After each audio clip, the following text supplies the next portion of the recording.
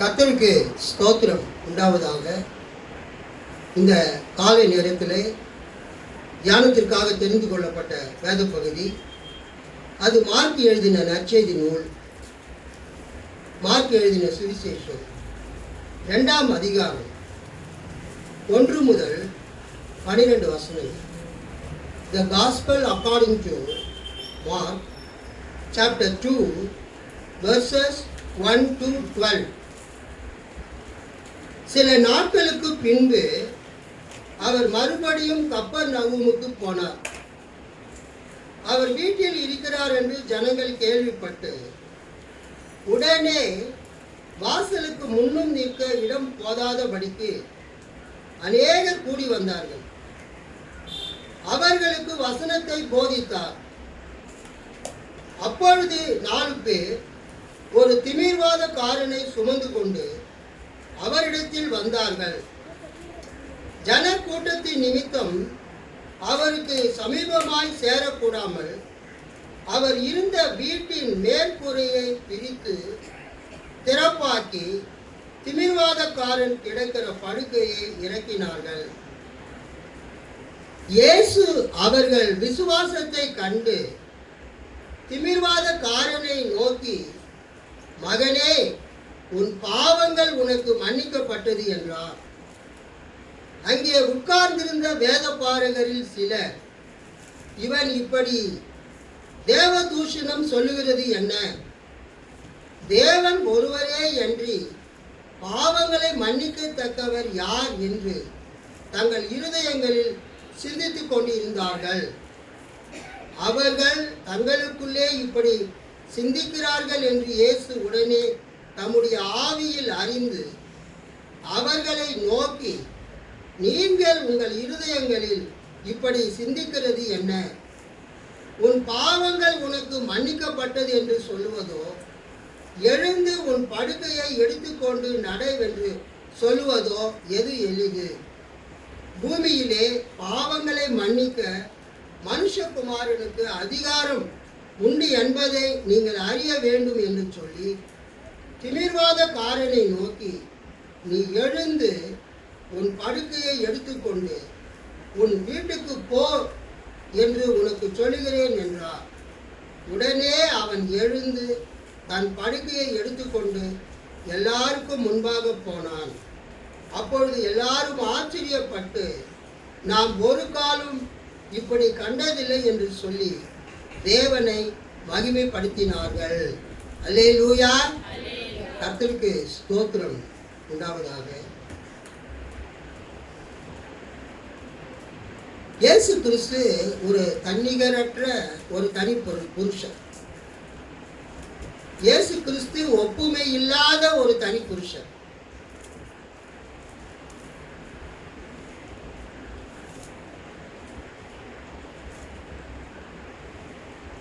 Incomparable person. அல்லது Jesus is a unique person. And unique person, ஒரு தனிச்சிறப்பு வாய்ந்த ஒரு நபர் இயேசு கிறிஸ்து. ஏனென்றால் இயேசு கிறிஸ்துவினுடைய போதனைகளிலும் சரி, இயேசு கிறிஸ்து செய்த செய்கையிலும் சரி, அவரை மற்றவர்களால் ஒப்பிட முடியாத ஒரு நபராக அவர் இருந்தார். இயேசு கிறிஸ்து பிறந்தது பெத்லகேம்.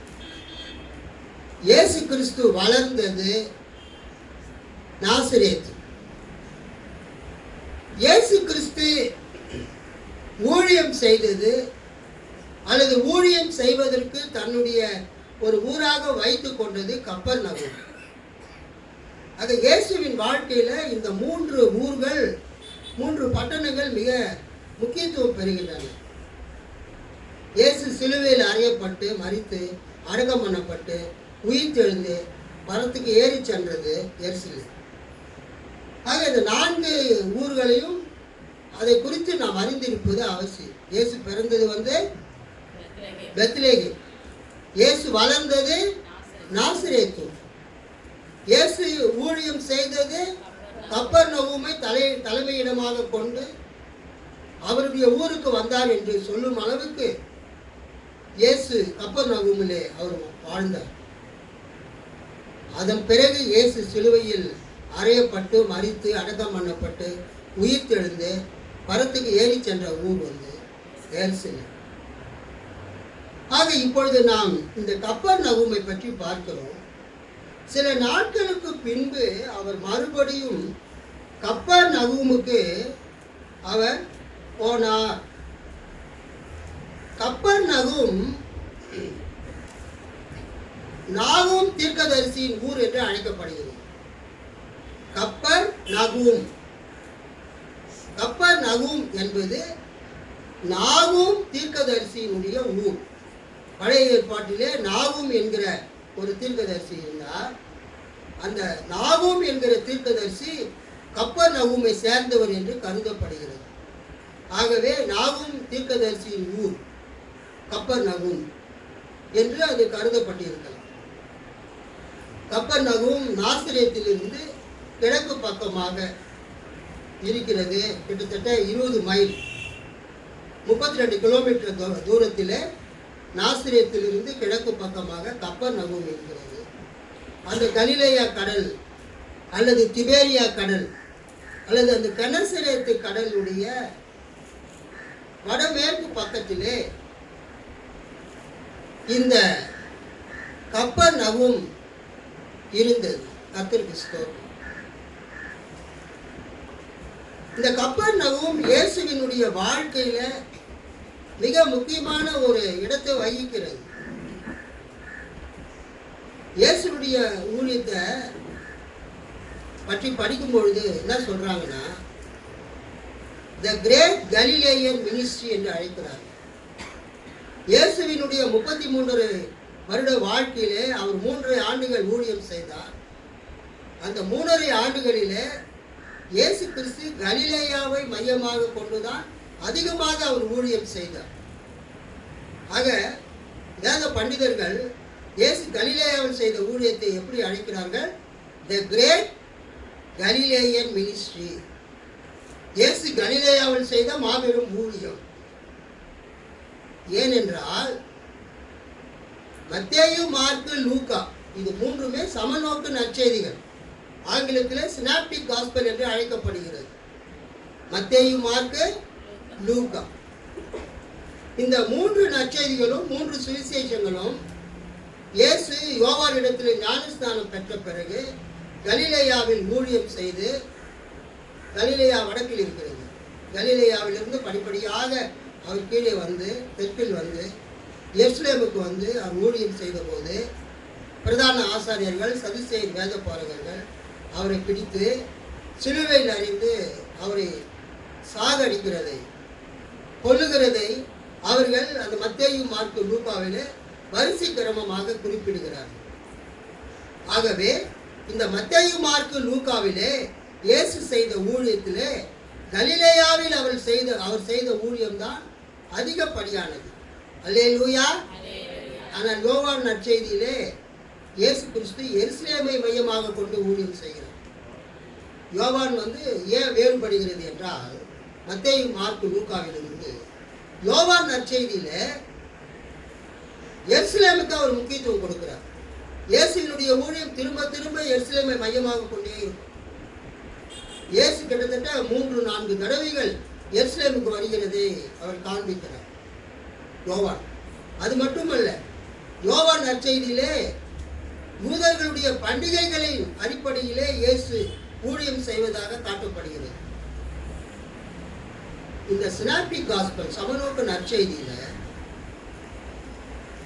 இயேசு ஊழியத்தை ஆரம்பித்தவுடன் அவர் எருசலேமிலே சிலுவையில் அறியப்படுவதற்கு முன்பதாக அதிகமாக ஊழியம் செய்தது கலிலேயாவில், குறிப்பாக இந்த கலிலேயா கடற்கரை ஒட்டிய பகுதிகள்.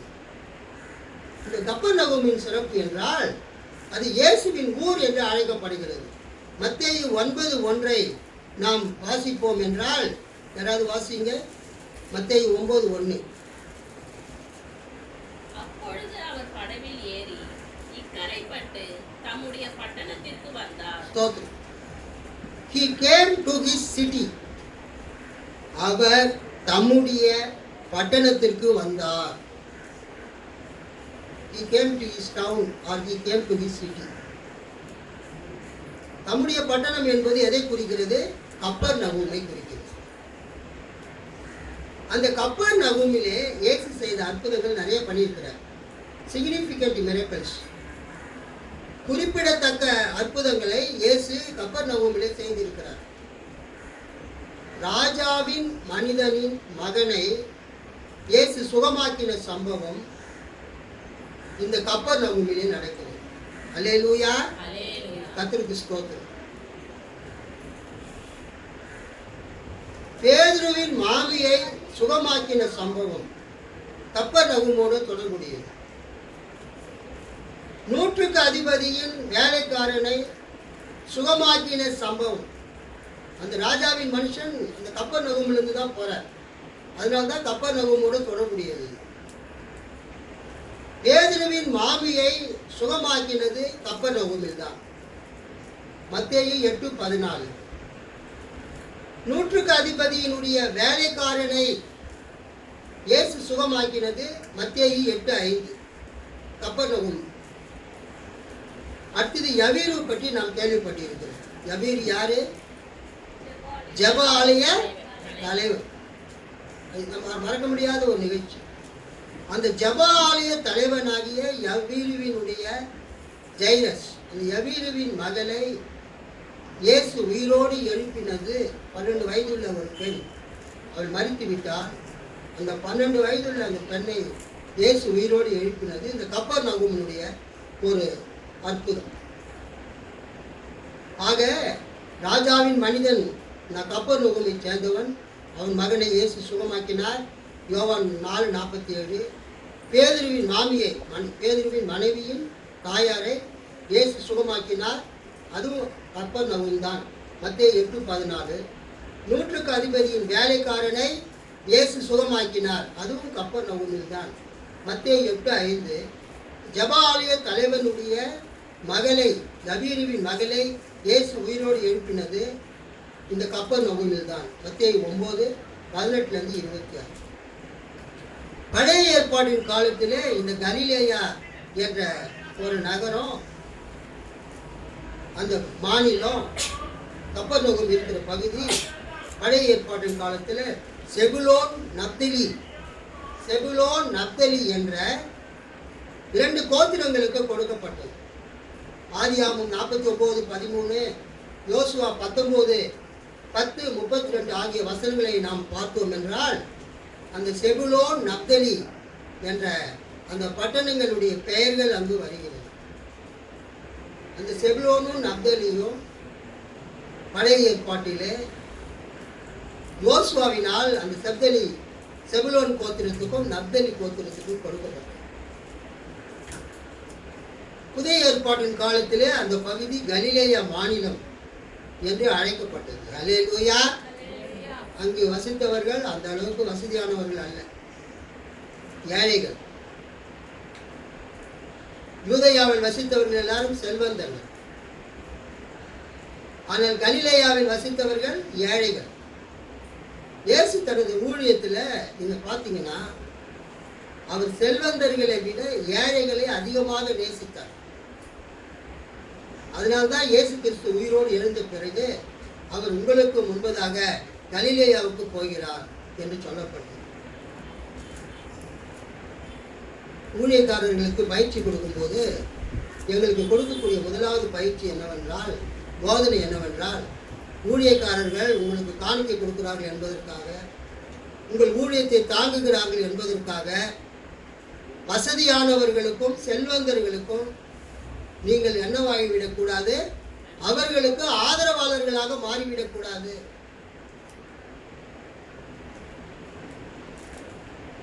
இயேசு ஊழியம் செய்த போது ஏழைகளோடு இருந்தார், ஏழைகளை சார்ந்து இருந்தார், ஏழைகளுக்காக வாழ்ந்தார். அல்லேலூயா, கர்த்தருக்கு ஸ்தோத்திரம். அது புதிய ஏற்பாட்டு போதனையில மிக முக்கியமானது. இன்றைக்கு நாம் வாசித்த வேத பகுதியிலே கப்பர்நகூமை பற்றி பார்ப்போம். இயேசு கிறிஸ்து ஏன் கப்பர்நகூமை தெரிந்து கொண்டார் என்றால், இயேசு நாசரேத்துக்கு சென்ற பொழுது ஒரு முறை தேவாலயத்திலே அவர் வேதத்தை எடுத்து வாசிக்கிறார். வேதத்தை வாசித்து என்ன சொல்லுகிறார்? உங்களுக்கு உங்கள் கண்களுக்கு முன்பதாக இந்த வாசிக்கப்பட்ட வேத பகுதி நிறைவேறிற்று. நீங்கள் எதிர்பார்த்து கொண்டிருக்கிற மேசியா நான் தான் என்கிற அந்த வேத பகுதியை இயேசு வாசித்தவுடன் அங்கிருந்த மக்களுக்கு இயேசுவின் மீது மிகுந்த கோபம் வந்துவிட்டது. லூக்கா 4வது அதிகாரம்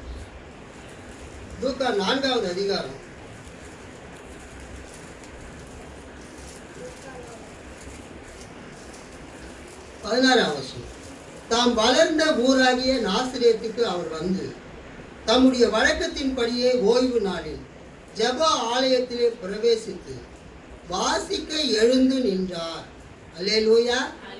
இங்க நம்ம முக்கியமான ஒரு காரியம் என்னவென்றால், இயேசு மனிதனா வாழ்ந்த பொழுது தேவாலயத்துக்கு செல்லுகிறதை அவர் வழக்கமாக வைத்திருந்தார். லூக்கா 4 அதிகாரம் 16ஆம் வசனம். தாம் வளர்ந்த ஊராகிய நாசரேத்துக்கு அவர் வந்து தம்முடைய வழக்கத்தின்படியே, தம்முடைய வழக்கத்தின்படியே ஓய்வு நாளில் ஜெப ஆலயத்திலே பிரவேசித்து வாசிக்க எழுந்து நின்றார். ஒருத்தருக்கும் ஒரு பழக்கம் இருக்கும். காலையில இவரை எங்க பார்க்கலாம்? வாக்கிங் போயிட்டு இருப்பார். அங்க போய் நின்னீங்கன்னா அவரை பார்க்கலாம். அதன் பிறகு எங்க பார்க்கலாம்? இந்த டீ ஷாப்ல டீ சாப்பிட வருவார். அங்க பார்க்கலாம். ஈவினிங் 5 மணிக்கு இவரை எங்க பார்க்கலாம்? குறிப்பிட்ட இந்த இடத்துக்கு அவர் போவார். அங்க போய் நீங்க நின்னீங்கன்னா அவரை பார்க்கலாம். ஸோ நம் எல்லாருமே பழக்க வழக்கத்தினாலே கட்டப்பட்டு இருக்கு. ஒரு காரியத்தை நீங்க கிட்டத்தட்ட 40 தடவை ஒரு காரியத்தை திரும்ப திரும்ப பண்ணீங்கன்னா அது உங்களுக்கு பழக்கமாக மாறிவிடுகிறது, ஹேபிட்டாக மாறிவிடுகிறது. ஒரே காரியத்தை 40 தடவை நீங்க செய்து கொண்டே இருப்பீர்கள் என்றால் அது என்னவா மாறிவிடுது? உங்களுக்கு பழக்கமாக மாறிவிடுது.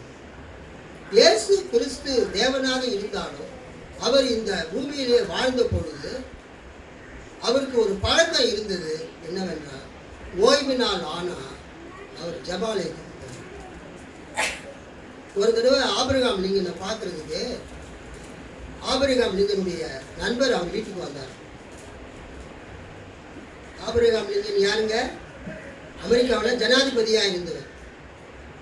கருப்பரியின மக்களுக்கு, கருப்பின மக்களுக்கு விடுதலை கொடுத்தவர், அடிமைத்தனத்தை ஒழித்தவர் ஆபிரகாம் லிங்கன்.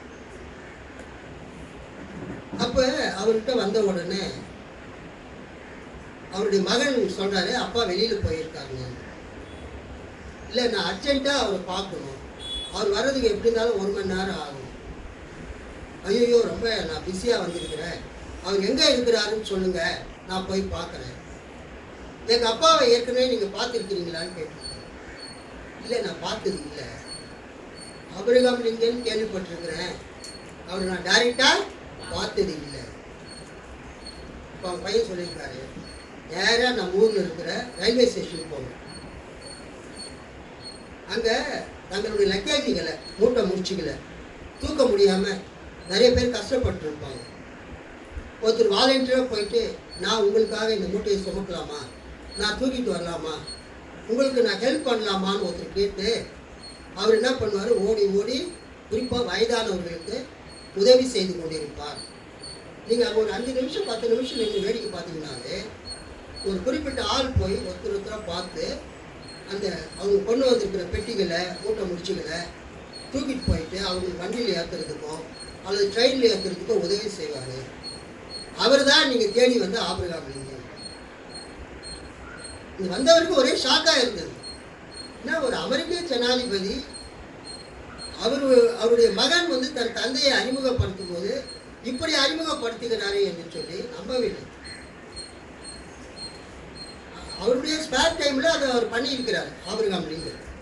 அதே மாதிரி அவர் அங்கே போய் ரயில்வே ஸ்டேஷனில் பார்த்தா ஆபிரகாம் லிங்கன் ஒருத்தர் தான். எல்லாரும் வேகமாக போகிறாங்க வராங்க, ட்ரெயின் ஏறுறாங்க, ட்ரெயினை விட்டு இறங்கி போகிறாங்க. சிலர் அந்த மூட்டை முடித்து பெட்டிகள் எல்லாம் கஷ்டப்பட்டு தூக்கிட்டு போகிறாங்க. இந்த ஆபிரகாம் லிங்கன் என்ற ஒருத்தர் மட்டும் அவர் போய் வயசானவங்களுக்கு இந்த பெட்டியை நான் தூக்கிட்டு வைக்கணுமான்னு சொல்லி இந்த பெட்டிகள் எல்லாம் தூக்கிட்டு போய் கொடுத்து அவர்களை அனுப்பி வைக்கிறார், அல்லது ட்ரெயின் ஏற்றி அனுப்பி வைக்கிறார். இந்த காட்சியை பார்த்த உடனே அவர் ரொம்ப அந்த நண்பர் மெய்சிலிருந்து போனார். ஸோ அது ஆபிரகாம் லிங்கனுடைய பழக்கம், பிறருக்கு உதவி செய்வது. இயேசு கிறிஸ்து உலகத்தில் வாழ்ந்த போது ஜெப ஆலயத்துக்கு போவதை அவர் வழக்கமாக கொண்டிருந்தார். நான் பல்லாவரத்தில் மெட்ராஸ்க்கு வந்த புதுசு தங்கியிருந்தேன். அப்போ டெய்லி ஈவினிங் 6 o'clock நான் பார்த்த ஒரு காரியம் என்னவென்றால், ஒருத்தர் என்ன பண்ணுவாருன்னா, அது பல்லாவரம் ஜிஎஸ்டி ரோட்டை கிராஸ் பண்ணி நான் இருந்த ஹாஸ்டலுக்கு எதிர்க்க அவர் நடந்து போய் மிலிட்ரி குவார்ட்டர்ஸ் கூட போவார். அங்கே ஒரு சர்ச் இருக்குது. டெய்லி ஈவினிங் 6 o'clock ஒரு தோல் பை மாட்டியிருப்பார், நீட்டாக ட்ரெஸ் பண்ணியிருப்பார். ஒரு 40லேருந்து 45 வயசு. தோல் பை மாட்டியிருப்பார், கையில் பைபிள் வச்சிருப்பார். அல்லேலூயா. கையில் என்ன இருக்குதுன்னு தெரியாது, ஆனால் அவர் கையில் பைபிள். நீங்கள் அடிக்கடி சொல்லுவீங்க, பிளாஸ்டிக் பையில் வச்சு பைபிள் எடுத்துகிட்டு வரோம். நம்ம சர்ச்சுக்கு வரும்போது பைபிள் கையில் இருக்கணும். நம்மளை பார்க்குறவங்க ஐயா வந்து சிஸ்டர் வந்து சர்ச்சுக்கு போகிறாங்க அப்படின்னு சொல்லணும் அப்படின்னு. அதனால பாருங்க, நான் கூட வந்து என்ன பண்ணுறேன், பைபிளுக்கு ஜிப்பு கூட போடல. அல்லேலூயா. மற்றவங்க பார்க்கும்படியாக நம்ம கையில் பைபிள் வச்சிருக்கோம். அது ஒரு சாட்சி. நான் அந்த பல்லாவரத்தில் கிட்டத்தட்ட ஒரு 2 years இருந்திருப்பேன். ஒவ்வொரு நாளும் ஈவினிங்க அந்த ஐயா 6 மணிக்கு அந்த பேக்கில், அந்த தோல் பட்டையில் அந்த ஜோல்னா பை, ஊழியர் பையை மாட்டிக்கொண்டு கையில் பைபிள் எடுத்துக்கொண்டு நடந்து போவார். அதாவது மேற்கிலிருந்து கிழக்கு நோக்கி நடந்து போவார். அது வந்து ஒரு பழக்கம். இயேசு அந்த நாசரேத்தூரில் போய் அவர் என்ன செய்தார், கர்த்தருடைய ஆவியானவர் என் மேல் இருக்கிறார், தரித்திரருக்கு சுவிசேஷத்தை பிரசங்கம் பண்ணும்படி என்னை அபிஷேகம் பண்ணினார், இருதயம் நல்குண்டவர்களை குணமாக்கவும், சிறைப்பட்டவர்களுக்கு விடுதலையும், குருடருக்கு பார்வையையும் பிரசித்திப்படுத்தவும், நொறுங்குண்டவர்களை விடுதலையாக்கவும், கர்த்தருடைய அனுக்கிரக வருஷத்தை பிரசித்திப்படுத்தவும் என்னை அனுப்பினார் என்று எழுதியிருக்கிற இடத்தை அவர் கண்டு வாசித்து புஸ்தகத்தை சுருட்டி பணிவிடைக்காரனிடத்தில் கொடுத்து உட்கார்ந்தார். ஜெப ஆலயத்தில் உள்ள எல்லாருடைய கண்களும் அவர் மேல் நோக்கமாயிருந்தது. அப்பொழுது அவர் அவர்களோடு பேசத் தொடங்கி, உங்கள் காதுகள் கேட்க இந்த வேத வாக்கியம் இன்றைய தினம் நிறைவேறிற்று என்றார். கைத்தட்டி ஆண்டவர் மகிமைப்பட்டாமா. எல்லாரும் அவருக்கு நற்சாட்சி கொடுத்து அவருடைய வாயிலிருந்து புறப்பட்ட கிருபையுள்ள வார்த்தைகளை குறித்து ஆச்சரியப்பட்டு, இவன் யோசேப்பின் குமாரன் அல்லவா என்றார்கள். அப்படியே வரும்போது கேள்வி நீங்க பார்த்தீங்கன்னா,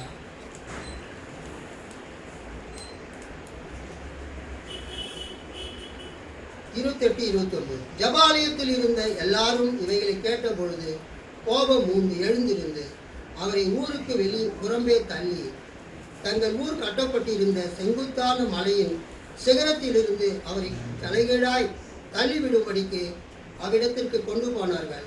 அவரோ அவர்கள் நடுவில் நின்று கடந்து போய்விட்டார். அல்லேலூயா. பின்பு அவர் கலிலேயாவில் உள்ள கப்பர்நகூம் பட்டணத்துக்கு வந்து ஓய்வு நாட்களில் ஜனங்களுக்கு போதனை பண்ணினார். ஸோ இயேசுவை நாசரேத்தூர் மக்கள் புறக்கணித்த பிறகு, ரிஜெக்ட் பண்ண பிறகு, அவர் அந்த நாசரேத்தூரில் இருந்து அவரும் அவர் தாயாரும் அவருடைய குடும்பத்தினரும் கப்பர்நகூமுக்கு வந்து அவர்கள் வாழத் தொடங்கினார். அந்த கப்பர்நகூமில் தான் நாம் வாசித்த இந்த மார்க்கு 2வது அதிகாரத்தில் இருக்கிற சம்பவம் நடக்கிறது. அந்த மார்க்கு 2வது அதிகாரத்தில் இருக்கிற சம்பவத்தை நாம் பார்த்தோம் என்றால், சில நாட்களுக்கு பின்பு அவர் மறுபடியும் கப்பர்நகூமுக்கு போனார். அவர் வீட்டில் இருக்கிறார் என்று ஜனங்கள் கேள்விப்பட்டு உடனே வாசலுக்கு முன்னும் நிற்க இடம் போதாதபடிக்கு அநேகர் கூடி வந்தார்கள். அவர்களுக்கு வசனத்தை போதித்தார். அல்லேலூயா. இந்த வசனம், இந்த வார்த்தை ரொம்ப முக்கியம். அவர்களுக்கு வசனத்தை போதித்தார். இயேசு கிறிஸ்துவனுடைய ஊழியத்தை ஒரு ட்ரையாங்கிள், ஒரு முக்கோணமாக நாம் விவரிக்கலாம். இயேசு கிறிஸ்துவனுடைய ஊழியத்தை எப்படி நாம் விவரிக்கலாம்? ஒரு முக்கோண வடிவத்தில். இயேசு கிறிஸ்துவனுடைய ஊழியத்தில் 3 குறிப்புகள் இருக்கின்றன. அதை ஒவ்வொரு விசுவாசிகளும் ஊழியக்காரர்களும் பின்பற்ற வேண்டும். இயேசுடைய ஊழியத்தினுடைய முக்கோணத்தின் 3 பக்கங்கள் போல முதலாவது இயேசு என்ன செய்தார் என்றால், அவர்கள் பட்டணங்கள் தோறும் கிராமங்கள் தோறும் இயேசுவும் அவருடைய சீஷர்களும் சென்று வசனத்தை, சுவிசேஷத்தை மக்களுக்கு பிரசங்கித்தார். அல்லேலூயா. இயேசுவும் அவருடைய சீஷர்களும் என்ன செய்தார்கள்? சுவிசேஷத்தை மக்களுக்கு பிரசங்கித்தார்கள். அதுக்கு பேரு பிரீச்சிங். பிரீச்சிங் எங்க நடக்கிறது? ஜெப ஆலயத்துக்கு வெளியில, கடற்கரையில, மலை மேல, ஜனங்கள் கூடக்கூடிய இடங்களில, 4 சுவர்களுக்கு வெளியிலே, ஜெப ஆலயத்திற்கு வெளியிலே, ஆலயத்திற்கு வெளியிலே திரள் கூட்ட மக்களுக்கு இயேசு என்ன செய்தார்? பிரசங்கம் செய்தார். He preached the gospel to the mass. He preached the message of salvation to the people. மக்களுக்கு சுவிசேஷத்தை இயேசு பிரசங்கித்தார் ஜெப ஆலயத்துக்கு வெளியே. ஜெப ஆலயத்தில் இயேசு என்ன செய்தார்? ஜெப ஆலயத்திலே மக்களுக்கு போதித்தார். He taught the people. He taught the people. இயேசுவினுடைய டீச்சிங் மினிஸ்ட்ரி, இயேசுவினுடைய போதக ஊழியம் ஜெப ஆலயத்திற்குள்ளே நடந்தது. ஸோ இயேசு வெளியில பண்ணது பிரசங்கம், அது பிரீச்சிங். ஜெப ஆலயத்திற்குள்ளே இயேசு செய்தது என்ன? போதனை, teaching. Jesus taught the people. இயேசு வெளியில பிரசங்கம் பண்ணும் போதும், ஜெபாலயத்தில் போதித்த போதும், அங்கு வந்த வியாதியஸ்தர்களை இயேசு சுகமாக்கினார். Healing the people. ஸோ இயேசுவினுடைய ஊழியத்தில் 3வது என்னதுன்னா, மக்களை சுகமாக்கினார். அல்லேலூயா. இயேசுவினுடைய ஊழியத்தில் மிக முக்கியமானது என்னவென்றால், மக்களை சுகமாக்கக்கூடிய ஊழியம். வேண்டுமானால் வாசியுங்கள் ஒரு வசனத்தை. மத்தேயு 4ஆம் அதிகாரம் 24வது வசனம். மத்தேயு 4:24. அவருடைய கீர்த்தி சீரியா எங்கும் பிரசித்தமாயிற்று. அப்பொழுது பலவித வியாதிகளையும் வேதனைகளும் அடைந்திருந்த சகல பிணியாளிகளையும், பிசாசு பிடித்தவர்களையும், சந்திர ரோகிகளையும், திமிர்வாதக்காரரையும் அவரிடத்தில் கொண்டு வந்தார்கள். அவர்களை சுஸ்தமாக்கினார். கலிலேயாவிலும், தெக்கப்போலியிலும், எருசலேமிலும், யூதேயாவிலும், யோர்தானுக்கு அப்புறத்திலும் இருந்து திரளான ஜனங்கள் வந்து அவருக்கு பின் சென்றார்கள். ஸ்தோத்திரம்.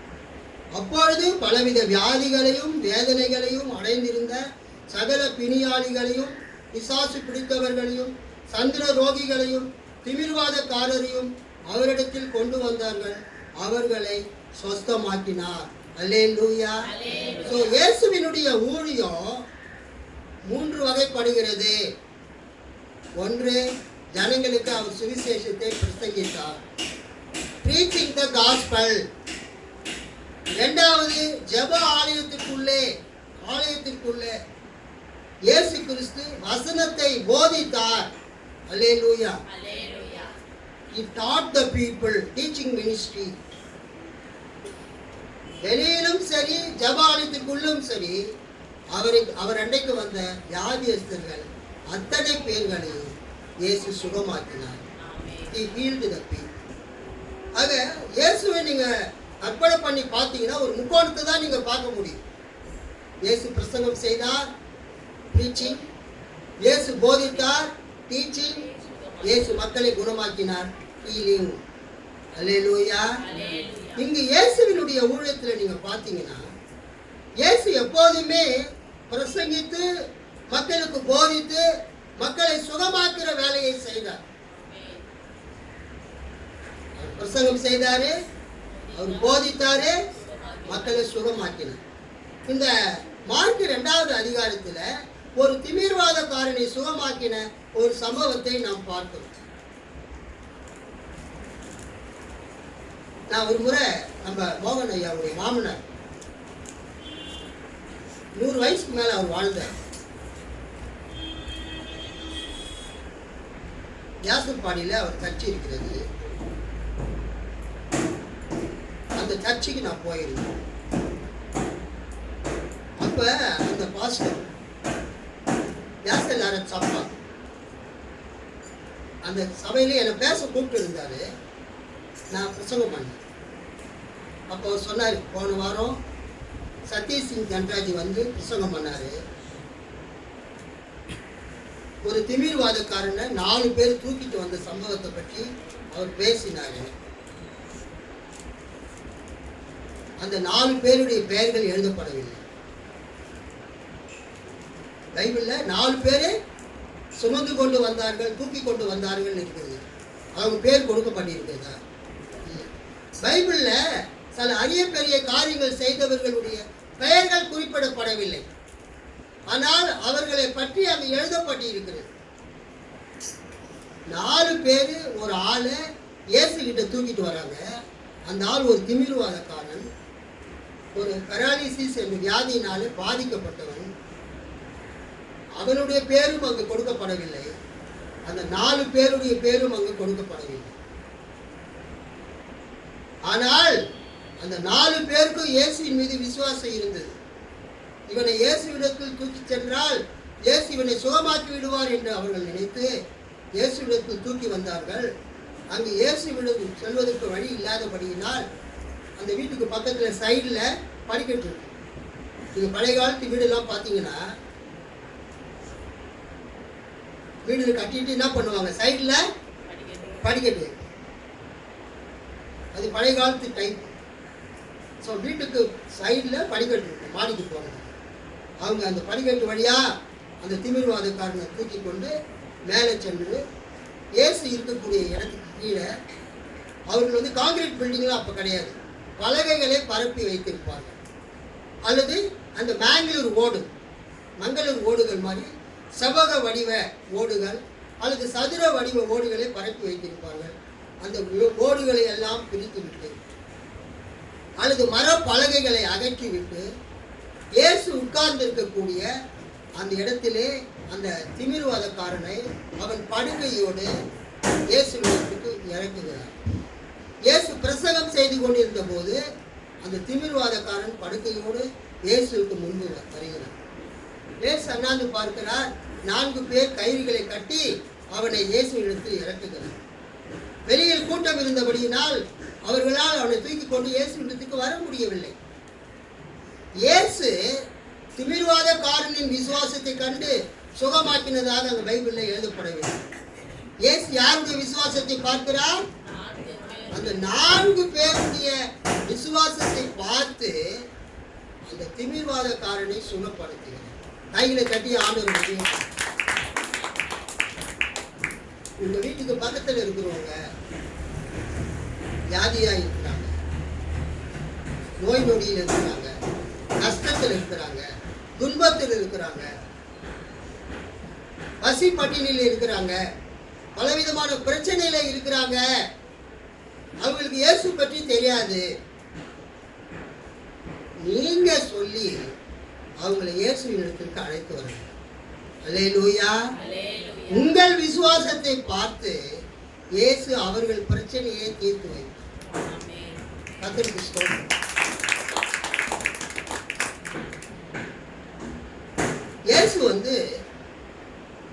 இயேசுவை சுற்றி எப்போதும் மக்கள் இருந்துகிட்டே இருந்தாங்க. ஜே.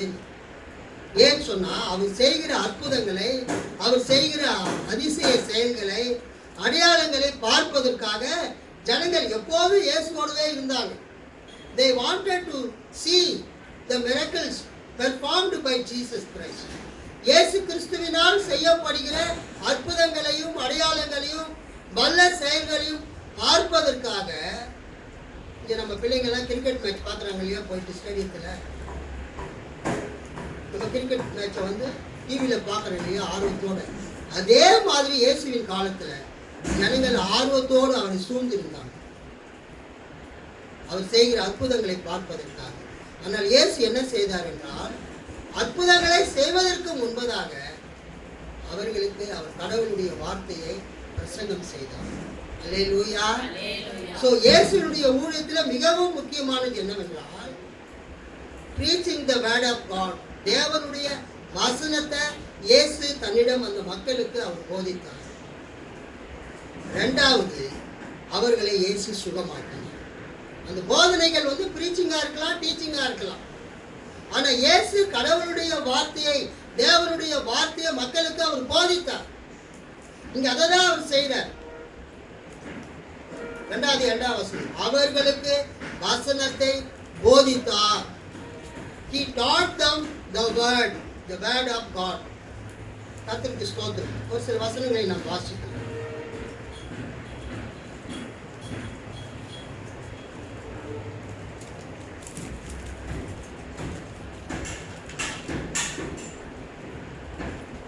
மார்க்கு 1வது அதிகாரம் 38-39.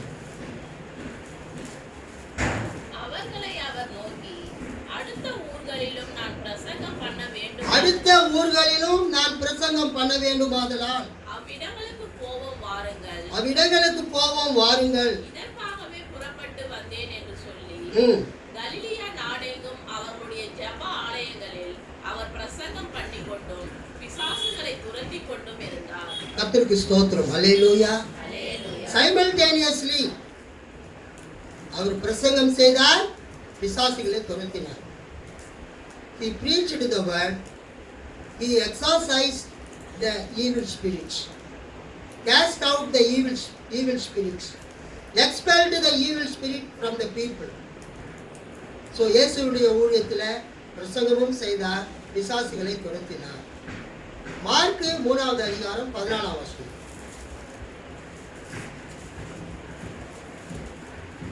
அப்பொழுது அவர் 12 பேரை தெரிந்து கொண்டு அவர்கள் தம்மோடு கூட இருக்கவும் பிரசங்கம் பண்ணும்படியாக நாம் அவர்களை அனுப்பவும் வியாதிகளை குணமாக்கி பிசாசுகளை துரத்தும்படி அவர்கள் அதிகாரமுடையவர்களாய் இருக்கவும் அவர்களை ஏற்படுத்தினார். Praise the Lord. Hallelujah.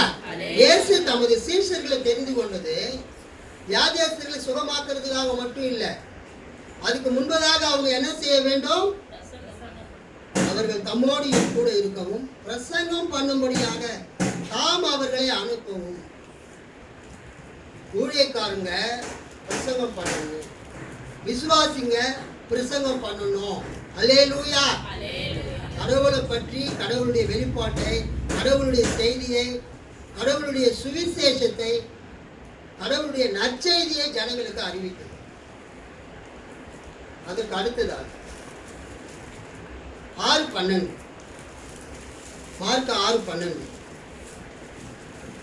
அவர்கள் புறப்பட்டு போய் மனம் திரும்புங்கள் என்று பிரசங்கித்து அநேக பிசாசுகளை துரத்தி அநேக வியாதிகளை எண்ணெய் பூசி சுஸ்தமாக்கினார்கள். ஒரு அல்லேலூயா சொல்லாமா? அல்லேலூயா. அவர்கள் புறப்பட்டு போய், இயேசுவின் சீஷர்கள் புறப்பட்டு போய் மனம் திரும்புங்கள், சேஞ்ச் யுவர் ஹார்ட்ஸ், மெட்டனோயா,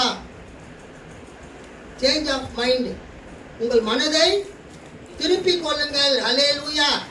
உங்கள் மனதை தேவன் பக்கமாக திருப்புங்கள். நம்ம மனம் திரும்புங்கள் சொன்ன உடனே பாவத்தை அறிக்கை செய்யறது தான் நமக்கு ஞாபகம். மனம் திரும்புங்கள் என்றால் என்ன அர்த்தம்னா, தேவன் பக்கமாக திரும்புங்கள், உங்கள் சிந்தையை திருப்புங்கள். அல்லேலூயா. மனம் திரும்புங்கள் என்று பிரசங்கித்து அநேக பிசாசுகளை துரத்தி அநேக நோயாளிகளை எண்ணெய் பூசி சொஸ்தமாக்கினார்கள். அல்லேலூயா. 13:10 மார்க் 13:10.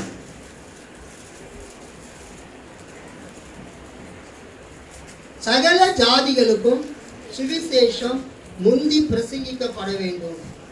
இயேசுவினுடைய வருகைக்கு முன்பதாக இந்த உலகத்தில் இருக்கிற எல்லா மக்கள் இனத்தாருக்கும் எல்லா நாட்டினருக்கும் இயேசுவை பற்றிய நற்செய்தி என்ன செய்யப்பட வேண்டும்?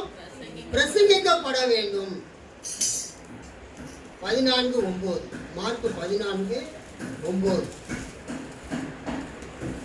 இந்த சுவிசேஷம் உலகத்தில் எங்கெங்கோ பிரசங்கிக்கப்படுமோ அங்கே இவளை நினைப்பதற்காக இவள் செய்ததும் சொல்லப்படும் என்று மெய்யாகவே உங்களுக்கு சொல்லுகிறேன் என்றார். அல்லேலூயா. கர்த்தருக்கு ஸ்தோத்திரம். கவனிங்க, இயேசுவினுடைய ஊழியத்துல அவர் முதலாவது முக்கியத்துவம் கொடுத்தது என்னவென்றால் பிரசங்கம் செய்வதற்கு முக்கியத்துவம் கொடுத்தார். இயேசு ஜெபாலயத்துக்குள் வரும்போது போதித்தார். He taught the people. ஒரு வேத பகுதியை வாசித்து அந்த வேத பகுதியிலிருந்து ஜனங்களுக்கு அவர் பிரசங்கம் செய்தார். அதைத்தான் இன்றைக்கு நாம் சபையிலே செய்து கொண்டிருக்கிறோம். திருச்சபையிலே நாம் வேதத்தை வாசித்து, பரிசுத்த வேதாகமத்தை வாசித்து, சத்திய வேதாகமத்தை வாசித்து, இந்த வாசித்த பகுதியில் இருந்து நாம் பிரசங்கம் செய்கிறோம். What is church? சபை என்றால் என்ன? சொல்லுங்க. ஒரு 2-3 பேர் பதில் சொல்லுங்க. எல்லாரும் மார்க்கெட்ல கூட எல்லாருமே கூடுறாங்க. சினிமா தியேட்டர்ல கூட எல்லாருமே கூடுறாங்க. ஸோ தேவனை ஆராதிக்கிற இடம். அப்புறம் பௌர்ணமா சிஸ்டர், உங்க டீ கடையில் கூட நிறைய ஜனங்க கூடுறாங்க. சபைன்னா என்ன? வரதராஜன் ஐயா, இயேசு கிறிஸ்து வாசம் செய்கிறீர்கள். பின்னால் இருக்கிறவங்க சொல்லுங்க. க்ளோரி சிஸ்டர்,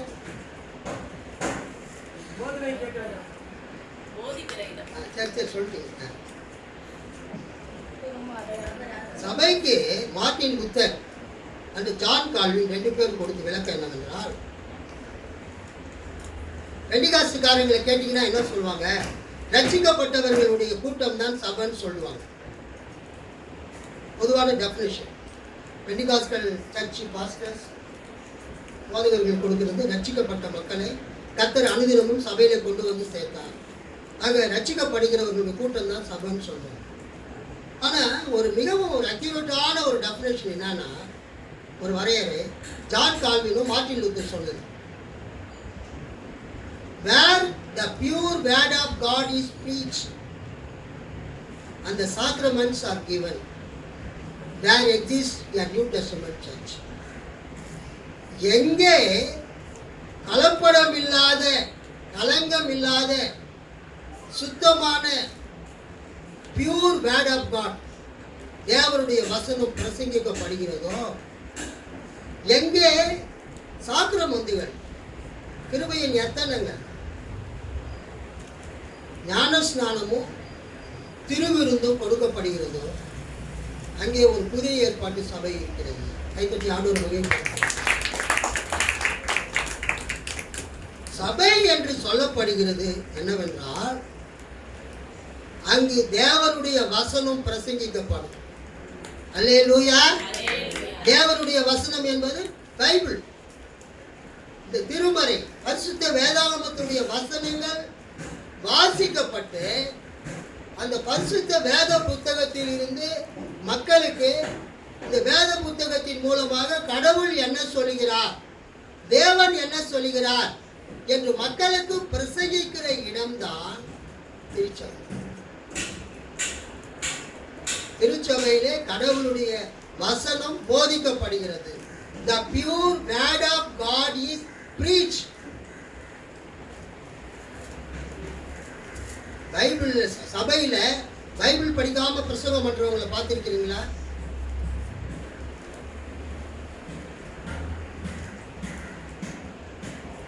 பைபிள் படிக்காம, வேதத்தை வாசிக்காம பிரசங்கம் பண்றதை பார்த்திருக்கிறீங்களா? இல்லை.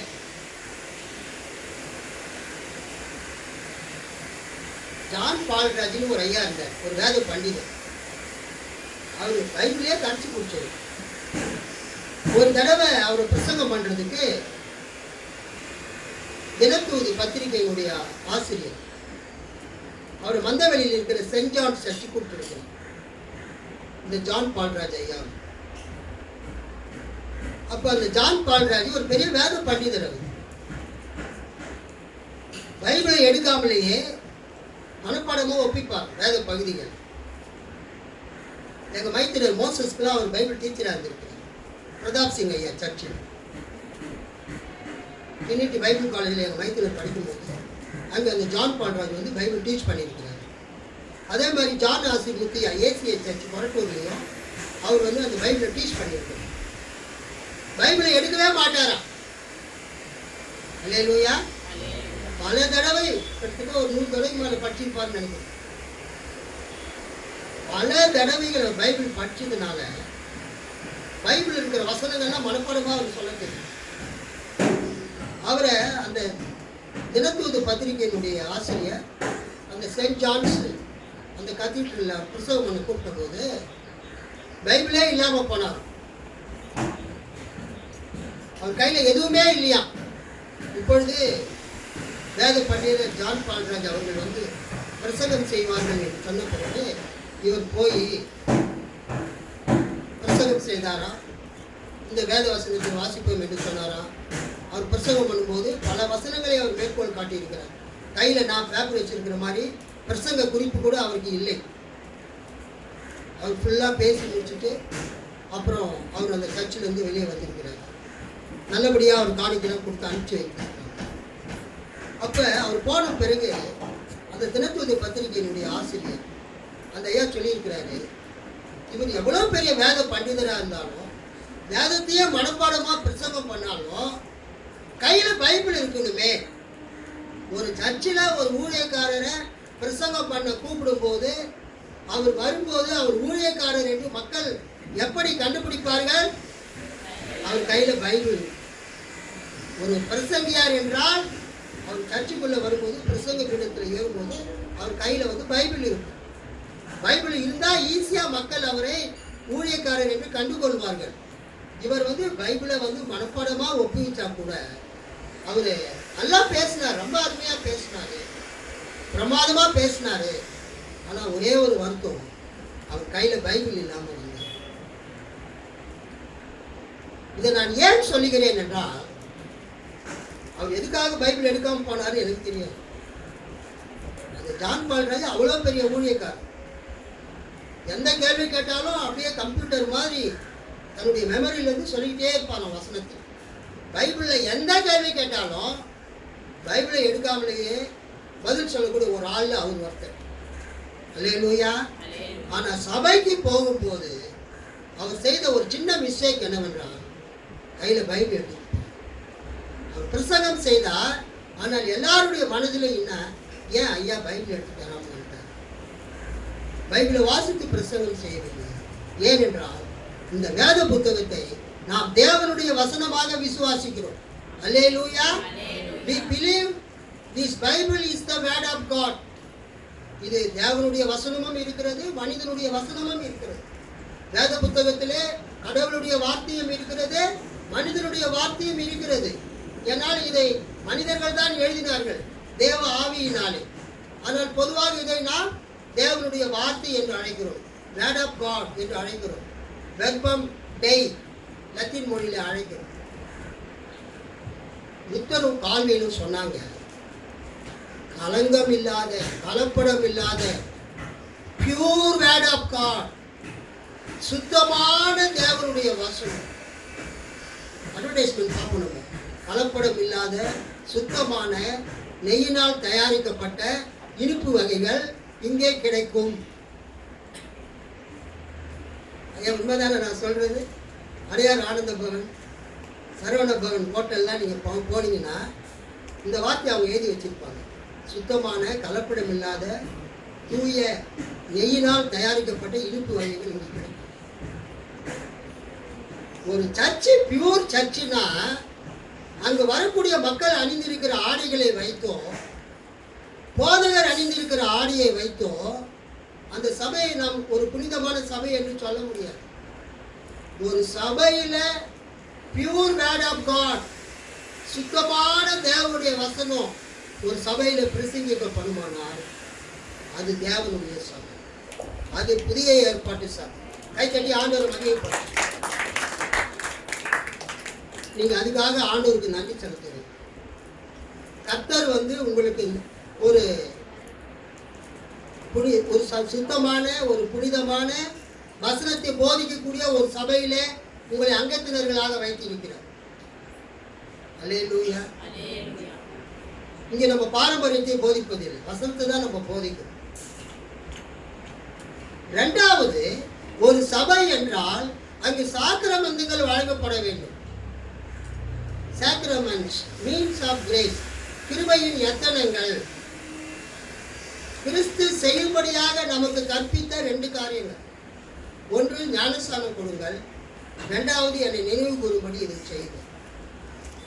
எங்கே ஞானஸ்நானம் திருமுழுக்கு இயேசுவின் கட்டளையின்படி பிதா குமாரன் பரிசுத்தாவின் நாமத்தினால் கொடுக்கப்படுகிறதோ, இயேசு கிறிஸ்துவின் கட்டளையின்படி என்னை நினைவு கூறும்படி இதை செய்யுங்கள் என்று அப்பமும் திராட்சை ரசமும் எங்கு கொடுக்கப்படுகிறதோ அது ஒரு தேவனுடைய சபை, அது ஒரு புதிய ஏற்பாட்டின் சபை, அது ஒரு பியூர் சர்ச்.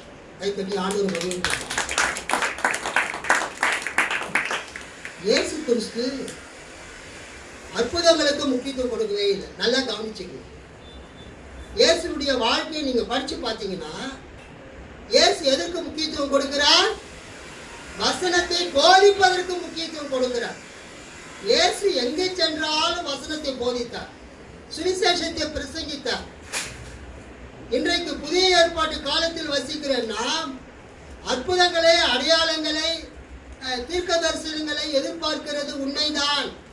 ஆனால் அதை விட மிக முக்கியமானது பரிசுத்த வேதாகமத்திலிருந்து, திரு விவிலியத்திலிருந்து, பரிசுத்த பைபிளில் இருந்து கடவுளுடைய வார்த்தை, கடவுளுடைய வெளிப்பாடு உங்களுக்கு கொடுக்கப்படும்.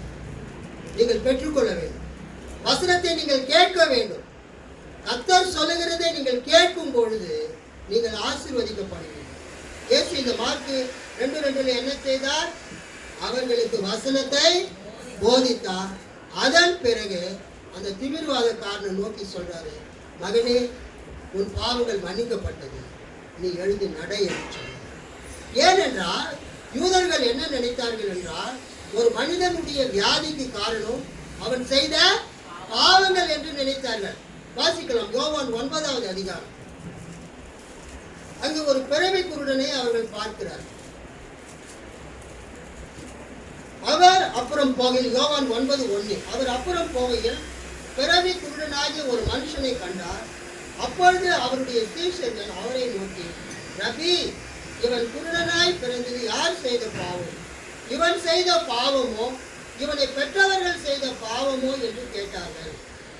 இயேசு பிரதியுத்தரமாக, அது இவன் செய்த பாவமும் அல்ல, இவனை பெற்றவர்கள் செய்த பாவமும் அல்ல, தேவனுடைய கிரியைகள் இவனிடத்தில் வெளிப்படும் பொருட்டு இப்படி பிறந்தான். அல்லேலூயா. சோ யூதர்களுடைய நம்பிக்கை என்னவென்றால், ஒரு மனிதன் பாவம் செய்தால் அவனுக்கு வியாதி வந்துவிடும். அந்த வியாதி நீங்க வேண்டுமானால் அவனுடைய பாவம் மன்னிக்கப்பட வேண்டும் என்கிற நம்பிக்கையை உடையவர்களாக யூதர்கள் இருந்தார்கள். கர்த்தருக்கு ஸ்தோத்திரம். சோ பாவத்திற்கும் வியாதிக்கும் தொடர்பு இருப்பதாக யூதர்கள் நம்பினார்கள். அந்த பிறவி குருடனை பார்த்து அவங்க கேட்குறாங்க, ரவி, இவன் செய்த பாவமா, பெற்றோர்கள் செய்த பாவமா, அப்பா அம்மா செய்த பாவத்தினால் இவன் குருடனாய் பிறந்தானா என்று கேட்கிறார். இயேசு என்ன சொல்லிட்டாரு? இவன் செய்த பாவமும் அல்ல, பெற்றோர்கள் செய்த பாவமும் அல்ல என்று சொல்லி ஒரு வசனத்தை வாசிக்கலாம். யாக்கோபு 5ஆம் அதிகாரம் 14-15 வசனங்கள். யாக்கோபு 5:14-15. உங்களில் ஒருவன் வியாதிப்பட்டால் அவன் சபையின் மூப்பர்களை வரவழைப்பானாக.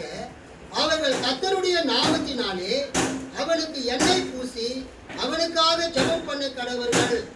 அப்பொழுது விசுவாசம் உள்ள ஜெபம் பிணியாளியை ரட்சிக்கும். கர்த்தர் அவனை எழுப்புவார்.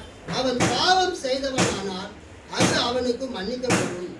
நீங்கள் சொஸ்தம் அடையும்படிக்கு உங்கள் குற்றங்களை ஒருவருக்கு ஒருவர் அறிக்கையிட்டு ஒருவருக்காக ஒருவர் ஜெபம் பண்ணுங்கள். நீதிமான் செய்யும் ஊக்கமான வேண்டுதல் மிகவும் பலனுள்ளதாய் இருக்கிறது. அல்லேலூயா. இந்த கொரோனா காலத்தில் திடீர்னு ஒரு நண்பர் எனக்கு ஃபோன் பண்ணார். எனக்கு ஃபோன் பண்ணி, நான் இப்போ ரொம்ப ஒரு ஆபத்தான கட்டத்தில் இருக்கேன், தனக்கு கொரோனா வந்துவிட்டது என்று அவர் நினைத்து கொண்டார்.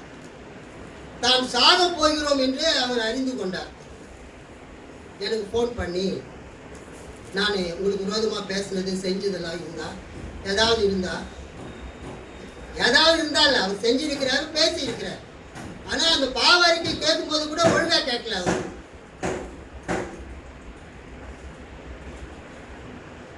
என்னை மன்னிச்சிருங்க அப்படின்னாரு.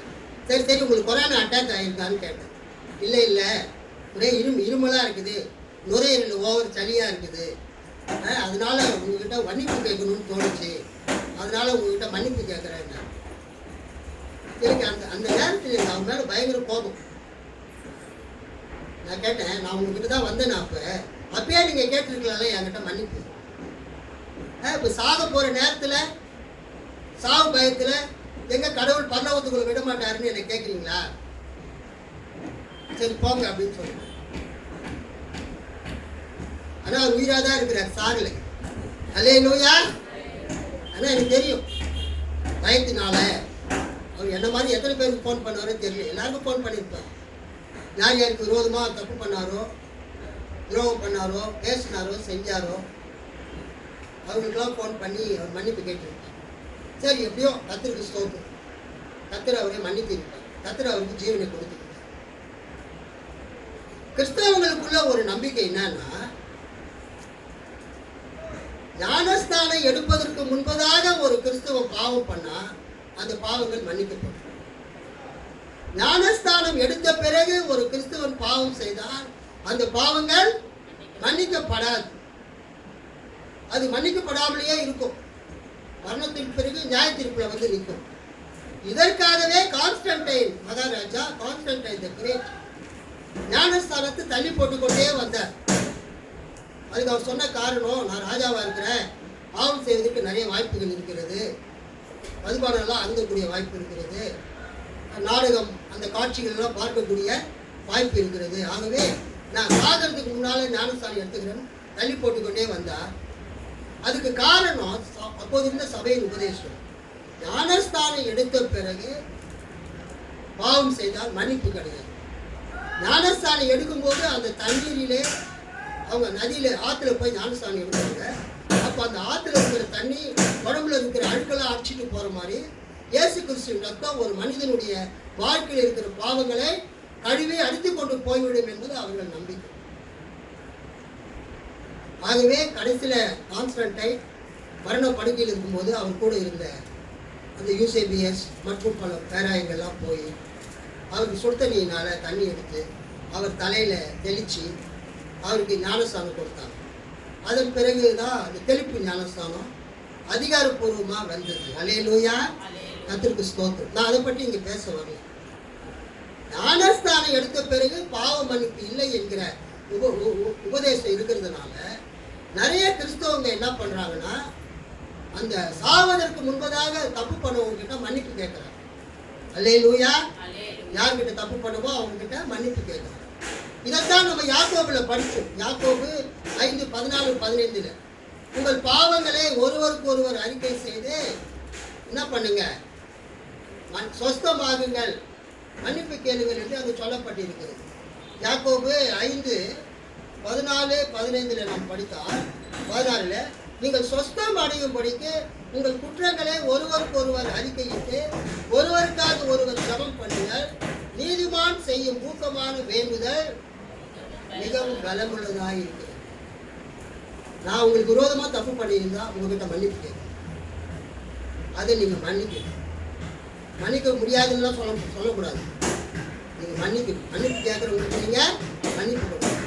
அதே மாதிரி அவர் உங்களுக்கு விரோதமாக தப்பு பண்ணியிருந்தா அவர் வந்து உங்ககிட்ட மன்னிப்பு கேட்பா, நீங்கள் அவருக்கு மன்னிப்பு கொடுக்கணும். இப்படி மன்னிச்ச பிறகு ஒரு பரிசுத்தவான் உங்களுக்காக ஜெபம் பண்ணுவார். அல்லேலூயா. நீதிமான் செய்யும் ஊக்கமான வேண்டுதல் மிகவும் பலனுள்ளதாக இருக்கிறது. ஆக சர்ச்சில் வந்து அந்த வியாதிப்பட்டவங்க தங்கள் பாவத்தை ஊழியர் இடத்துல அறிக்கை செய்து அந்த வாழ்க்கை அப்படி இருந்தது. ஊழியரிடத்தில் அறிக்கை செய்வார்கள். அவர்களுக்கு அந்த பாவத்தை அவர்கள் மன்னிப்பார்கள். ஒரு தடவை என்னிடத்திலேயே ஒரு சகோதரர் வந்து அவர் சொன்னார், எனக்கு வந்து நான் என்னதான் ஆண்டவர்கிட்ட பாவத்தை அறிக்கை செய்தாலும் எனக்கு திருப்தியே வரமாட்டேது. அதனால நான் வந்து உங்களை ஒரு நல்ல பரிசுத்தமான ஊழியக்காரராக பார்க்குறேன். அவருடைய பார்வையில் நான் ஒரு பரிசுத்தமான ஊழியக்காரராக இருக்கேன். புரிஞ்சுக்கணும், நான் என்ன பரிசுத்தவான்னு சொல்ல, அவருடைய பார்வையில் நான் பரிசுத்தமான ஊழியக்காரன். அவர் வந்து என்னிடத்தில் அவருடைய பாவத்தை எல்லாம் அறிக்கை செய்தார். அவர் என்ன செய்தார், மனஸ்தாபப்பட்டார். அப்புறம் நான் என்ன செய்தேன், அவர் தலைமையில கை வச்சு ஜெபம் பண்ணி, ஆண்டவரே இவர் பல தடவை ஜெபம் பண்ணியும் அந்த நிச்சயம் வரலன்னு சொல்கிறாரு. ஆக இப்பொழுது அவர் உண்மையாக மனம் திரும்பி அந்த பாவத்தை அறிக்கை செய்ததுனால் அவர் செய்த பாவத்தை நீர் தயவு செய்து மன்னித்தரணும் என்று சொல்லி அவர் மேலே கை வைத்து ஜெபம் பண்ணி, அவர் கேத்தலிக் பேக்ரவுண்ட், அதனால் அந்த கேத்தலிக் ஃபாதர்ஸ் பண்ணுற மாதிரியே கேத்தலிக் ப்ளஸ் இயேசு அவர் தலை நெத்தியில் சிலுவை போட்டு கர்த்தராகிய இயேசு கிறிஸ்துவினுடைய கட்டளையின்படி திறவுகோல் அதிகாரத்தின்படி கன்ஃபெஷன் அண்ட் அப்சல்யூஷன் ஆஃப் சின்ஸ், பாவத்தை அறிக்கை செய்ததும் பாவ மன்னிப்பை அறிவித்தலும். அதன்படி நீங்கள் கர்த்தரிடத்தில் என்னிடத்தில் அல்ல கர்த்தரிடத்தில் உங்கள் பாவத்தை அறிக்கை செய்ததினால் உங்கள் பாவங்கள் மன்னிக்கப்பட்டது என்று உங்களுக்கு அறிவிக்கிறேன் என்று சொன்ன பிறகுதான் அவருக்கு ஒரு இருதயத்தில் ஒரு சந்தோஷமே வந்தது. அல்லேலூயா சொல்லாமா? கையில தட்டி ஆண்டவர் மன்னிப்பார். பாவங்களை மன்னிக்கிற அதிகாரம் தேவனுக்கு மட்டும்தான் இருக்கு. Only God can forgive sins. உலகத்தில் இருக்கிற பாஸ்டருக்கோ பிரீஸ்டுக்கோ ஃபாதர்ஸுக்கோ யாருக்குமே பாவத்தை மன்னிக்கிற அதிகாரம் கிடையாது. ஒருவேளை தண்டனையிலிருந்து வேணா விடுதலை ஆக்கலாம். சிறைக்கு போக வேண்டிய ஒரு ஆளை சிறைக்கு போகாம ஒரு நீதிபதி வேண்டுமானால் விடுதலை ஆக்கலாம். ஆனால் அவர் பாவத்தை யாரால் மன்னிக்க முடியாது, நீதிபதியால மன்னிக்க முடியாது. ஒன்லி தேவனால தான் ஒரு மனிதனுடைய பாவத்தை மன்னிக்க முடியும். நான் இந்த தியாலஜியில் ஒரு வார்த்தை, confession of sins, absolution of sins. பாவத்தை அறிக்கை செய்தல், அறிக்கை செய்த அந்த பாவிக்கு கடவுளுடைய பாவ மன்னிப்பை அறிவித்தல். ரொம்ப யாருக்கும் பாவத்தை மன்னிக்க முடியாது. கடவுள் கொடுக்கக்கூடிய, தேவன் கொடுக்கக்கூடிய பாவ மன்னிப்பை அவர்களுக்கு நாம் அறிக்கை செய்யலாம். அல்லேலூயா, கர்த்தருக்கு ஸ்தோத்திரம். நான் அவருக்கு சொன்னேன், சரி இப்போ என்னுக்கு முன்பதாக நீங்கள் உங்கள் பாவத்தை கர்த்தரிடத்தில் அறிக்கை செய்ததுனால நான் நம்புகிறேன் கர்த்தர் உங்கள் பாவத்தை மன்னித்திருக்கிறாங்க. இனி போய் பாவம் செய்ய, சின் நோ மோர். நீங்கள் பாவத்தை அறிக்கை செய்ததுனால திரும்பவும் அதே பாவத்தை போய் நீங்கள் என்ன பண்ணாதீங்க என்று சொல்லி அவருக்கு அவருக்கு ஆலோசனை கொடுத்தார். அன்றைக்கி ஆகஸ்ட் 15ஆம் தேதி அவர் வந்து ஒரு முழு விடுதலை அன்றைக்கு அவர் பெற்றுக்கொண்டார். இதைத்தான் இங்கே இயேசு சொல்லுகிறார், பூமியிலே பாவங்களை மன்னிப்பதற்கு மனுஷகுமாரனுக்கு அதிகாரம் உண்டு. தேவனுக்கு பாவத்தை மன்னிக்கிற அதிகாரம் உண்டு. தேவனுடைய குமாரனாக இயேசு கிறிஸ்து இந்த பூமிக்கு வந்தபோது அவர் என்ன செய்ய சொன்னார், அந்த மனிதனை பார்த்து இயேசு அவர்கள் விசுவாசத்தை கண்டு திமிர்வாதக்காரனை நோக்கி, மகனே உன் பாவங்கள் உனக்கு மன்னிக்கப்பட்டது என்றார். இந்த உலகத்துல பாவத்தை மன்னிக்கிற அதிகாரம் இயேசு கிறிஸ்து. இயேசு கிறிஸ்து தான் பாவத்தை மன்னிக்கிறார். தேவன் தான் பாவத்தை மன்னிக்கிறார். இயேசு பூமியில் இருக்கும் போது பலருடைய பாவங்களை மன்னித்தார். ஆனால் சிலுவையில தொங்கிக் கொண்டிருக்கும் போது பிதாவே இவர்களுக்கு மன்னியும், தாங்கள் செய்கிறது என்னதென்று அறியாதிருக்கிறார்கள் என்றார். அதுக்கு என்ன காரணம்னா, அவங்க பாவம் பண்ணது இயேசுவுக்கு அல்ல, அவங்க பாவம் பண்ணது தேவனுக்கு விரோதமா பாவம் பண்ணாங்க, பிதாவுக்கு விரோதமா பாவம் பண்ணாங்க. தேவனுடைய குமாரனை சிலுவையில் அறைந்தார்கள். ஆகவே இயேசு என்ன செய்தார், பிதா அவர்களை அழித்து விடாதபடிக்கு அவர்களை மன்னிக்கும்படியாக ஜெபித்தார். பிதாவும் இயேசுவின் ஜனத்தை கேட்போம். பிறகு அவர்கள் பாவத்தை மன்னித்ததாக நாம் பார்க்கிறோம். கடைசியாக என்ன நாம் பார்க்கிறோம், 9வது, உன் பாவங்கள் உனக்கு மன்னிக்கப்பட்டது என்று சொல்லுங்கள். எழுந்து ஒரு படுக்கை எடுத்துக்கொண்டு நடை என்று சொல்லுகிறோம். எது எளிது? பூமியிலே பாவங்களை மன்னிக்க மனுஷகுமாரனுக்கு அதிகாரம் உண்டு என்பதை நீங்கள் அறிய வேண்டும் என்று சொல்லி திமிர்வாதக்காரனை நோக்கி, நீ எழுந்து உன் படுக்கை எடுத்துக்கொண்டு உன் வீட்டுக்கு போ என்று உனக்கு சொல்லுகிறேன் என்றார். உடனே அவன் எழுந்து தன் படுக்கையை எடுத்துக்கொண்டு எல்லாருக்கும் முன்பதாக போனான். அப்போது எல்லாரும் ஆச்சரியப்பட்டு, நாம் ஒரு காலம் இப்படி கண்டதில்லையே என்று சொல்லி தேவனை மகிமைப்படுத்தினார்கள். அல்லேலூயா. இயேசு சொல்றாரு அந்த திமிர்வாதக்காரர்களே, இயேசு யாரையுமே கண்டம் பண்ணல. இயேசு யாரையுமே நீ பாவி, என்கிட்ட வருவதற்கு உங்களுக்கு தகுதி இல்லைன்னு சொல்லவே இல்லை. அவர் சமாரிய ஸ்திரியா இருந்தாலும் சரி, விபச்சாரத்தில் கையுமையுமாய் பிடிக்கப்பட்ட ஸ்திரியா இருந்தாலும் சரி, திமிர்வாதக்காரனாக இருந்தாலும் சரி, 38 வருஷமாய் படுக்கையாய் பெதஸ்தா குளத்தடையில் படுத்தவனாய் இருந்தாலும் சரி, இயேசு அவர்களை நியாயம் தீர்க்கவில்லை, கண்டிக்கவில்லை. மாறாக இயேசு அவர்களுக்கு விடுதலையை கொடுத்தார். அல்லேலூயா. சுகத்தை கொடுத்தார். அவர்களுடைய பாவத்தை மன்னித்தார். இயேசு இந்த மனிதனை பார்த்து சொல்கிறார், நீ எழுந்து உன் படுக்கை எடுத்து இயேசு சொன்ன மாத்திரத்திலேயே அவன் எழுந்து படுக்கையை எடுத்துக்கொண்டான். இந்த கால வேலையில் கூட ஆண்டவருடைய ஆலயத்துக்கு நீங்கள் வந்திருக்கிறீர்கள். நீங்கள் கர்த்தருக்கு விரோதமாக செய்த பாவங்கள் இருந்தால் அதை ஆண்டவர் சமூகத்திலே அறிக்கை செய்யுங்கள். அல்லேலூயா. ஆண்டவர் சமூகத்திலே அறிக்கை செய்யுங்கள். என்கிட்ட வந்து நீங்க பாவத்தை அறிக்கை செய்யாதீங்க. கத்தோலிக்க சபையில ஃபாதர்ஸுங்க கிட்ட மக்கள் போய் பாவத்தை அறிக்கை செய்யறாங்க. வாரக்குள்ள கன்ஃபெஷன் ஆஃப் சின்ஸ். அவர் ஒரு சேர்ல உட்காந்துட்டு இருப்பார் வீட்டில். இவங்க போய் அவர் தங்கள் பாவத்தை அறிக்கை செய்வார். அது கத்தோலிக்க சபையினுடைய பிராக்டிஸ். ஆனால் புதிய ஏற்பாட்டு சபையில் நீங்கள் உங்கள் பாவத்தை என்னிடத்திலோ வேறு ஒரு சகோதரிடத்தில் போய் அறிக்கை செய்ய தேவையில்லை. உங்கள் பாவத்தை நீங்கள் கர்த்தரிடத்திலே அறிக்கை செய்யுங்கள். அல்லேலூயா. உங்கள் பாவத்தை கர்த்தர் மன்னிப்பார். நீங்கள் இந்த இடத்திலிருந்து போகும்போது சமாதானத்தோடு போங்கள். கர்த்தர் உங்கள் வாழ்க்கையிலே அற்புதங்களை செய்வார். உங்களுக்கு சமாதானத்தை கொடுப்பார். உங்கள் குடும்பத்தை ஆசீர்வதிப்பார். உங்கள் பிள்ளைகளை ஆசீர்வதிப்பார். நீங்கள் செய்ய நினைக்கிற அனைத்து காரியத்திலும் கர்த்தருடைய கிருபை உங்களோடு இருக்கும். ஆமென். கண்களை மூடினார்.